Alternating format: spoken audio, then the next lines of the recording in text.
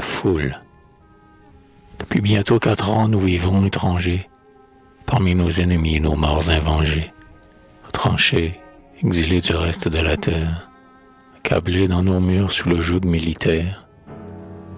Eux toujours, eux partout, étalant leur orgueil, en maîtres insolents franchissant notre seuil.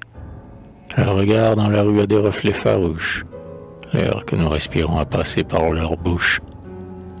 Pour eux, notre futaie, et pour eux, nos vergers, et pour eux, les troupeaux qu'apaissent nos bergers. Ce qui fait la richesse et la beauté des fermes, tout ce qui dans les champs fleurit, tout ce qui germe, tous les dons de la terre iront jusqu'au dernier, pour prix de nos sueurs garnir leur grenier.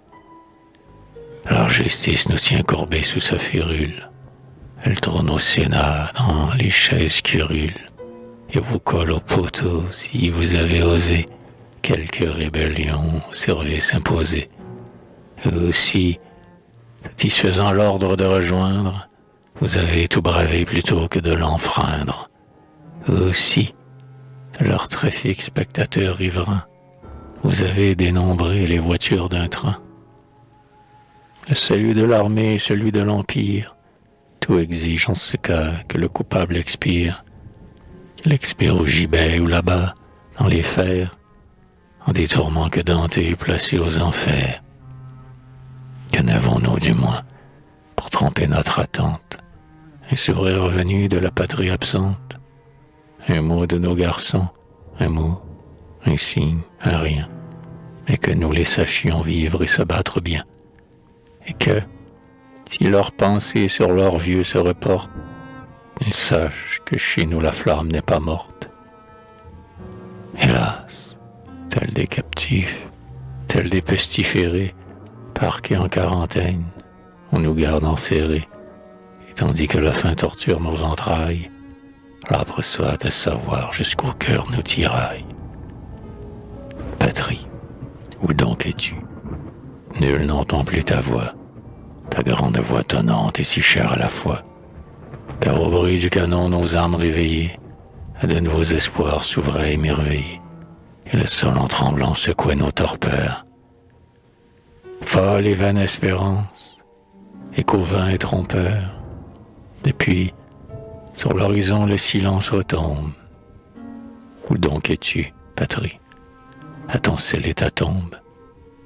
Nos hampes sans drapeau baissent le front. Les leurs, effrontément au vent, font claquer leurs couleurs. Ô symbole odieux, ô funeste présage, reverrons-nous jamais ton fier et doux visage?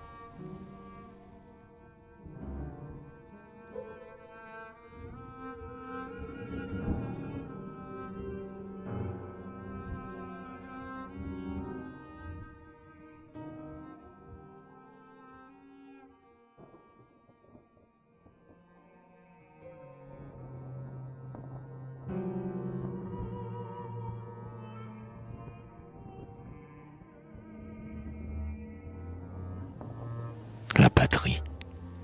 Jésus prit en pitié la foule, et de 7 pains, hôtes miraculeux, rassasia leur faim. Que de béatitude et quelle paix céleste, dont les cœurs agités suramenaient son geste. Subjugué à ses pieds, la foule crut en lui. Ô peuple, que ta foi soit la même aujourd'hui.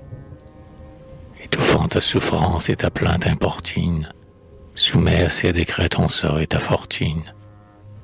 L'ouragan fauché tes moissons et tes fleurs, abattu de tes fils les plus beaux, les meilleurs. Et dans ce cataclysme unique, en sa furie, désespérant du tout, tu cherches ta patrie.